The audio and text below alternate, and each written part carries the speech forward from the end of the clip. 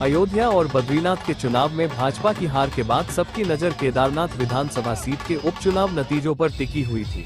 प्रधानमंत्री नरेंद्र मोदी के विशेष लगाव के चलते भी भारतीय जनता पार्टी के लिए केदारनाथ उपचुनाव प्रतिष्ठा का सवाल बन गया था। तो कांग्रेस इस चुनाव को जीतकर अपनी खोई हुई राजनीतिक जमीन फिर से वापस पाना चाहती थी। यही वजह रही कि केदारनाथ उपचुनाव के लिए बीजेपी और कांग्रेस ने एड़ी चोटी का जोड़ लगाया, लेकिन आखिर में बाजी बीजेपी के हाथ लगी। भाजपा की प्रत्याशी आशा नौटियाल 5000 से अधिक मतों से विजयी हुई। केदारनाथ जीत के साथ साथ पूरे देश भर से आए अच्छे नतीजों से भारतीय जनता पार्टी का आत्मविश्वास 7वें आसमान पर रहा। पार्टी की ऐतिहासिक जीत से मुख्यमंत्री धामी ने राजधानी देहरादून में विजय जुलूस निकाला। विजय जुलूस के दौरान मुख्यमंत्री पुष्कर सिंह धामी पूरे स्वैग में दिखे। भाजपा मुख्यालय में कार्यकर्ताओं को संबोधित करते हुए मुख्यमंत्री धामी ने कहा कि केदारनाथ की जनता ने कांग्रेस के मुंह पर जमकर तमाचा मारा है। सुनिए और कुछ खास क्या कहा मुख्यमंत्री ने।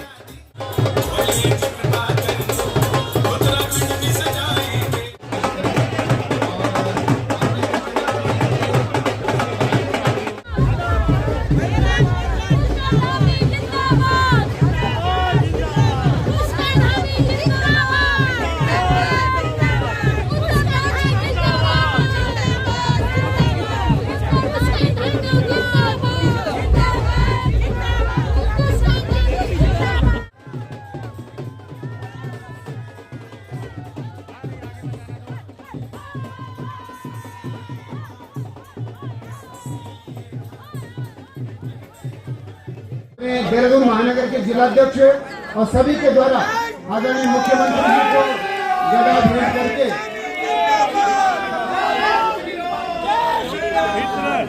तो सबसे पहले आप सबको, सभी हमारे कार्यकर्ताओं को, भाइयों को, बहनों को और विशेषकर हमारे श्री केदारनाथ विधानसभा क्षेत्र की देवतुल्य जनता का उनका हृदय से अभिनंदन करता हूं, उनका धन्यवाद करता हूं कि उन्होंने केदारनाथ विधानसभा की हमारी भारतीय जनता पार्टी की प्रत्याशी बहन आशा नौटियाल को भारी अंतर से जिताया है।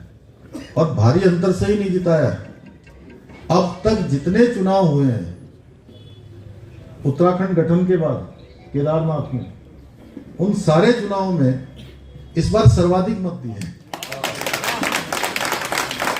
जबकि उपचुनाव था तो उपचुनाव में मतदान प्रतिशत कम होता है, लेकिन उसके बावजूद भी सर्वाधिक मत इस बार प्राप्त हुए हैं और बहुत सारे मिथक तोड़े हैं। अनेक प्रकार के जो वहां पर दुष्प्रचार थे, उस दुष्प्रचार का जवाब दिया है। क्षेत्रवाद कुछ लोग उठा रहे थे, लगातार गंदी राजनीति कर रहे थे, जबकि हमारे लिए तो पूरा उत्तराखंड एक है, समेकित रूप से विकास करते हैं। कल मैं और आदरणीय निशंक जी पिथौरागढ़ गए थे और हम आते जाते लगभग पूरे दिन भर साथ रहे, तो हम एक एक जगह की बात कर रहे थे कि उत्तरकाशी जनपद में क्या हो रहा है, यहाँ पर क्या हो सकता है, पिथौरागढ़ में क्या जरूरत है, चमोली में हम क्या कर सकते हैं, गौचर का हम हवाई अड्डा कैसे डेवलप कर सकते हैं, चिन्यालीसौड़ की हवाई पट्टी में क्या कर सकते हैं, कहाँ कहाँ हम हवाई सेवा चालू कर सकते हैं, कहाँ हमको मेडिकल सुविधाएं लानी है, कहाँ एजुकेशन के लिए काम करना है, कहाँ सड़कों के लिए काम करना है, कहाँ टूरिज्म के क्षेत्र में काम करना है। हम इस प्रकार से विचार करते हैं क्योंकि पूरा राज्य हमारे लिए समेकित रूप से विकास करना हमारा परम कर्तव्य है। जनता ने हमको जिम्मेदारी दी है और हमारे दुर्गेश्वर लाल जी यहाँ बैठे हैं, इनकी विधानसभा ऐसी विधानसभा हो गई है जहाँ मुख्यमंत्री घोषणा सर्वाधिक हो गई है। ध्यान आ रहा है तुम्हें अब? तो यहां पर लोगों ने, ये कांग्रेस पार्टी के लोगों ने ये जो दुष्प्रचार किया, उसको केदारनाथ की जनता ने करारा जवाब दिया, मुंह तोड़ जवाब दिया। दूसरा, उन्होंने जातिवाद का जहर बोलने का काम किया, जो हमारे जैसे राज्य में इस प्रकार की चीजों को कहीं कोई स्वीकार नहीं कर सकता है। हम सब मिलके रहते हैं, भाई भाई है, सैनिकों का प्रदेश है, ये देवों का प्रदेश है, देवभूमि है। यहां पर जाति के नाम पर बांटने का, जहर बोलने का काम किया। मैं धन्यवाद देना चाहता हूं केदारनाथ विधानसभा की जनता को, उन्होंने उनकी ये दुकान भी बंद कर दी, मुंह पर तमाचा मारा है। गंदी राजनीति निम्नतम राजनीति के स्तर पर पहुंच गए, तमाम दुष्प्रचार किया, लेकिन सारे दुष्प्रचार में वहां के लोगों ने उसका करारा जवाब दिया। का भी धन्यवाद करना चाहता हूं कि जहां आज हम केदारनाथ विधानसभा जीते हैं, उन्होंने 2013 की प्रलय के बाद जो काम केदारनाथ में नवनिर्माण का, पुनर्निर्माण का शुरू हुआ, बाबा केदार धाम के भव्य केदार और दिव्य केदार बनाने का हुआ, वो हमारे प्रधानमंत्री जी के नेतृत्व में हुआ। आज 2000 करोड़ से भी ज्यादा की योजनाओं पर वहां काम हो रहा है। उस प्रलय के बाद नई केदारपुरी बनी है, नया केदारनाथ बना है, तेजी से काम चल रहा है और वहां की जनता ने उस काम को भी आगे बढ़ाया। आदरणीय प्रधानमंत्री जी को मैं बहुत केदारनाथ की जीत पर उनको बधाई भी देना चाहता हूँ कि उनके मार्गदर्शन में हम लगातार काम कर रहे हैं। और आज का दिन बड़ा ऐतिहासिक दिन है। देखिए, डबल इंजन की सरकारों को देश की जनता बार बार ला रही है। पहले हरियाणा में तीसरी बार लाई है, उत्तराखंड में लाई, उत्तर प्रदेश में लाई, मध्य प्रदेश में लगातार ला रही है, राजस्थान में लेकर आई है, छत्तीसगढ़ में लेकर आई है और अब महाराष्ट्र में भी लेकर आई है। तो प्रधानमंत्री जी क्योंकि उनके सुशासन के कारण से, उनके गरीब कल्याण की योजनाओं के कारण से, जो योजनाएं उनकी गरीब कल्याण को समर्पित रही हैं, उसके कारण से, और पूरी दुनिया के अंदर भारत का मान सम्मान और स्वाभिमान बढ़ाने का जो उन्होंने काम किया है, पूरे देश की जनता ने उसको प्राथमिकता दी है और बदलते हुए भारत को देख रहे हैं। सारे लोग आज प्रधानमंत्री मोदी जी के पीछे खड़े हैं। भाइयों बहनों, मैं इस जीत को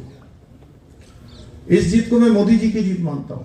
मैं मोदी जी की जीत मानता हूं क्योंकि उन्होंने हमारे राज्य को हमेशा प्रमुखता दी है, हमेशा प्रमुखता दी है। कोई भी ऐसा विशेष अवसर हो, हमेशा वो उत्तराखंड को याद करते हैं, हमेशा उत्तराखंड का स्मरण करते हैं। हम किसी भी योजना की बात करते हैं तो उन योजनाओं को हमारे लिए अवश्य वो जो है हमको देते हैं। आज चाहे ऋषिकेश कर्णप्रयाग रेल लाइन हो, आप देखिए ये भारत की पहली इतनी बड़ी रेल लाइन है 125 किलोमीटर की, जो बिल्कुल पहाड़ों के बीच से होकर जा रही है और बहुत जल्दी 2026 तक ये योजना पूरी हो जाएगी। हमारे पहाड़ के लोग रेल का सफर करेंगे। बहुत सारे बच्चे ऐसे होंगे जिन्होंने कभी सामने रेल नहीं देखी होगी। अभी यहाँ दलवीर दामू नहीं है, उनके जो ब्लॉक है देवाल में भी उनका गांव एक पड़ता है घेस, और घेस के आगे जो है हमारा देश भी समाप्त हो जाता है। कहते हैं जहां हुआ शुरू घेस, वहां से आगे नहीं है देश। तो वहां के लोग एक बार यहाँ आए थे देहरादून में, तो मेरे पास भी आए, मैं विधायक था, तो मैंने कहा कि ये बच्चे कहाँ जा रहे हैं? तो बोले बच्चे अभी FRI जाएंगे, FRI के बाद जो है ये सर्वे ऑफ इंडिया जाएंगे, फिर IIP जाएंगे, ONGC जाएंगे, राजभवन जाएंगे, मुख्यमंत्री जी के यहाँ जाएंगे। और मैंने कहा और कहाँ जाएंगे? तो बोले और रेल देखने जाएंगे।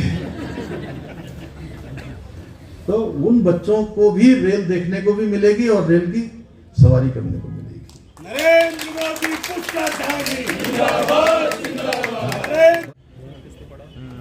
हवाई सेवाएं हमारी जगह जगह हो रही, हर जगह हमारे आज हेलीपैड बन रहे हैं। देहरादून का हवाई अड्डा हमारा बहुत जल्दी, हम यहाँ से काठमांडू पशुपतिनाथ की हवाई सेवा शुरू करने वाले हैं। और आज देश के 40 से ज्यादा प्रमुख शहरों से हमारा देहरादून का हवाई अड्डा जुड़ चुका है। प्रमुख शहरों से आप सब भी जाते होंगे तो आसानी से यहाँ से सेवा होती है। पंतनगर की हवाई सेवा भी शुरू हो गई है। आने वाले समय में वो हवाई अड्डा भी हमारा बड़ा बन जाएगा। पिथौरागढ़ की सेवा चल रही है। अभी हमने गौचर की सेवा प्रारंभ की है। यहाँ से गौचर की सेवा पहले विशेष संपर्क योजना में ये काम चल रहा था, लेकिन उसकी अवधि खत्म हो गई। हमने कहा कि ये अवधि खत्म हो गई है, लेकिन हम अपने सीमांत क्षेत्र के लोगों को ये सेवा प्रदान करेंगे। राज्य सरकार जो है इसका जो भी खर्चा होगा वो वहन करेगी और इस सेवा को चला दिया है। हमने इसके साथ साथ जोशियाड़ा में उत्तरकाशी की सेवा चला दी है। अनेक स्थानों के लिए आज अभी लैंडस्टोन भी हम चलाने वाले हैं। अभी आदमी भाई साहब मिशन जी कल कह रहे थे मुझसे कि तुम पौड़ी के लिए भी देखो, पौड़ी के लिए भी देखो कि पौड़ी ज्यादा अच्छा डेस्टिनेशन हो सकता है। तो हम वहां भी विचार करेंगे जल्दी की जो है वहां भी हमारी सेवा चलेगी। ऐसे अनेक स्थानों के लिए काम करने लगी। हमारे प्रधानमंत्री जी के मार्गदर्शन में हम हर उस क्षेत्र के लिए काम कर रहे हैं जो क्षेत्र हमारा अभी विकास जहां नहीं पहुंचा है वहां भी हमको विकास पहुंचाना है। स्वास्थ्य के क्षेत्र में देखिए एम्स इतना अच्छा काम कर रहा है हमारा, तमाम सेवाएं आज राज्य हमारा हर दिशा में आगे बढ़ रहा है। और प्रधानमंत्री जी ने जो बाबा केदार की भूमि से कहा, जिसका उल्लेख श्री गणेश जोशी जी ने किया कि 21वीं सदी का तीसरा दशक उत्तराखंड का दशक होगा, ये शब्द तो उनके मुख से ऐसे ही नहीं निकले थे, ये शब्द उनके मुख से निकले हुए शिव रूपी शब्द थे जो धरातल पर उतर रहे हैं। आज हम सतत विकास के लक्ष्यों को प्राप्त करने में नीति आयोग के जो इंडिकेटर है, उस इंडिकेटर में पूरे भारत में हमारे राज्य को पहला स्थान प्राप्त हुआ है। बेरोजगारी दर हमारी कम हुई है, 4.4% क्या डिडक्शन हुआ है, उसमें कमी आई है। राष्ट्रीय जो औसत है उससे भी उसको भी हमने पीछे छोड़ा है रोजगार देने के मामले में। लगभग 19,000 भर्तियां पिछले 2.5-3 सालों में संपन्न हो गई।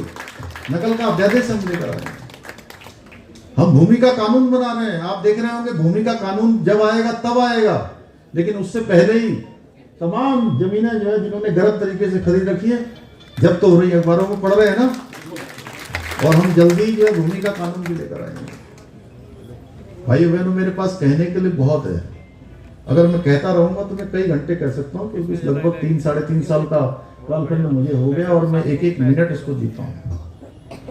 बाबा केदार की बड़ी कृपा है कि जो ये कहते थे कि जो है अयोध्या भी हार गए, ये बद्रीनाथ भी हार गए, तो मैंने कहा इनकी गलतफहमी बाबा केदार के धाम में आकर पूरी तरह से समाप्त हो जाएगी, और बाबा केदार ने उसको समाप्त कर दिया।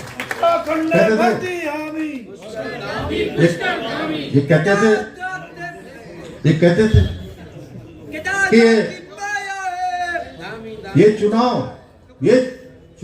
कहते थे कि ये सरकार के खिलाफ चुनाव है, और यहां तक भी कहते थे व्यक्तिगत रूप से कि ये चुनाव पुष्कर धामी के खिलाफ है।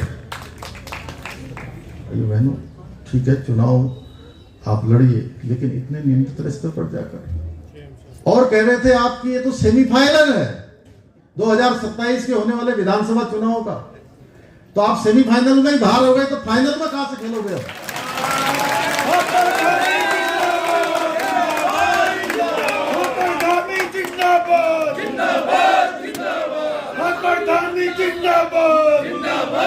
केदार वासियों ने इनको जो है सेमीफाइनल में ही मैदान से बाहर कर दिया। विनय जी, अजेंद्र जी, आप कोई सेमीफाइनल में बाहर हो जाए तो फाइनल में कहां से आएगा भाई? क्या अशोक बताओ, खेलेगा फाइनल हो? लेकिन हम सबको भी जो है जो ऊर्जा मिली है पूरे देश के लिए, एक ऊर्जा का काम केदारनाथ विधानसभा के चुनाव ने किया है।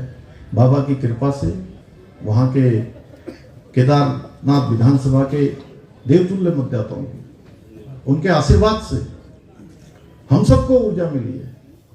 हम सबको इस ऊर्जा को और बढ़ाना है, जनसेवा में हम सबको लगना है। उनकी जो अपेक्षाएं, अभी लगभग 750 करोड़ की तो योजनाएं हमने पहले ही स्वीकृत कर दी। 750 करोड़ की 10 करोड़ रुपये सीधे उनके खातों में डाला, ऐसे अनेक चीजें। और उनकी कुछ समस्याएं भी हैं, उसमें बहुत सारे देव स्थान हैं। हम त्रिजुगी नारायण से लेकर काली मठ से लेकर ओंकारेश्वर से लेकर मखू मठ से लेकर अनेक स्थान वहां पर है। वो कार्तिक स्वामी स्थान है, सारे मतलब जहां जहां पर भी स्थान है। विशेषकर हमने कहा है कि हम 4 धाम की तर्ज पर उन स्थानों को भी डेवलप करेंगे। अभी जिस दिन मैं गया था त्रिजुगी नारायण में 16 तारीख को प्रातःकाल 8 विवाह उस दिन हो रहे थे। 8 विवाह के कार्यक्रम, एक दिन में 8 विवाह हो रहे थे। वो उस दिन की बात है, लेकिन वो कह रहे थे हर दिन इतनी बुकिंग होती है। क्यों अजेंद्र, कितनी? 20-30 भी जाती है। तो हमको उन स्थानों को विकसित करना है, हम करेंगे। वहां के लिए जो हमने शासनादेश निकाले हैं, जो घोषणाएं हमारी अभी रह गई हैं, उन घोषणाओं को भी मूर्त रूप देंगे। डंडी कंडी वाले हैं, टेंट वाले हैं, वहां के घोड़ा खच्चर वाले हैं। ये नहीं कि कोई हम उनसे अब 20 तारीख निपट गई, हम चुनाव जीत गए तो हम उनको भूल जाने वाले हैं। मैं तब तक भूलने वाला नहीं हूं। मैंने उनसे कहा है, मैं वहां के चाहे हमारे तीर्थ पुरोहित सभा के लोग हों, चाहे हमारे टैक्सी वाले हों, चाहे हमारे होटल वाले हों, चाहे वो हमारे टेंट वाले हों, जो भी डंडी कंडी वाले हों, तीर्थ पुरोहित सभा, केदार सभा, धार्मिक संगठनों के लोग, व्यापार मंडल के लोग, सभा के लोग, हमने कहा है उनके साथ बैठकर हम योजना बनाएंगे। ये केवल हमारा चुनावी वादा नहीं था उनके साथ कि हम चुनाव तक केवल वोट लेने के लिए हमने नहीं किया है। हम उनकी जो भी समस्याएं, जो भी परेशानियां हैं, जो भी उनसे उन्होंने अपेक्षा करके एक नया अध्याय शुरू किया है, और देश के लिए भी एक नया अध्याय श्री बाबा केदार के धाम से, केदारनाथ विधानसभा से शुरू हुआ। हम उनकी अपेक्षाओं पर खरे उतरेंगे और पूरे उत्तराखंड के अंदर कार्यकर्ता भाइयों बहनों, ये हम लोगों के लिए बहुत उत्साह का भी वातावरण है। हम सबको ऊर्जा भी प्राप्त हो रही है। अब हमारे सामने निकट आने वाले समय में निकाय के चुनावों में हम सबको जाना है पूरी ताकत के साथ। हमने पूरे प्राण प्रण के साथ एक परिवार के रूप में, जैसा अभी मेरे से पहले बोलने वाले वक्ताओं ने बोला, हमको उसी टीम स्पिरिट भावना के साथ हर एक चुनाव में जो है हमको जीत हासिल करनी है। जनता की सेवा के लिए हमको जो है इन चुनावों में विजयश्री प्राप्त होनी है। उसके लिए हम सबको प्रयत्न करना होगा। निकाय के चुनाव के बाद हमारे पंचायत के साथ में चुनाव है और सेमीफाइनल हम जीत गए हैं, तो हमको फाइनल की भी तैयारी करनी है। तो मैं आप सबको एक बार फिर से अपने सभी कार्यकर्ता बंधुओं को, सभी भाई बहनों को, हमारे सब पदाधिकारियों को, पार्टी संगठन के सभी हमारे दायित्ववान कार्यकर्ताओं को, जिन्होंने वहां पर अथक परिश्रम किया, अथक मेहनत की, उन सबको भी मैं हृदय से धन्यवाद देता हूं। हमारे कार्यकर्ताओं का उत्साह देखते ही बन रहा था। मैं उन सबको भी अपनी तरफ से धन्यवाद करता हूं, उन सबको बधाई देता हूं कि आपका ये उत्साह बना रहे और आगे हम सब लोग इसी टीम से आगे बढ़ते रहे। पुनः एक बार सबका धन्यवाद करते हुए अपनी बात समाप्त करता हूं। बोले भारत माता की, भारत माता की जय। श्री बाबा केदार, जय श्री बाबा केदार, जय श्री बाबा केदार, जय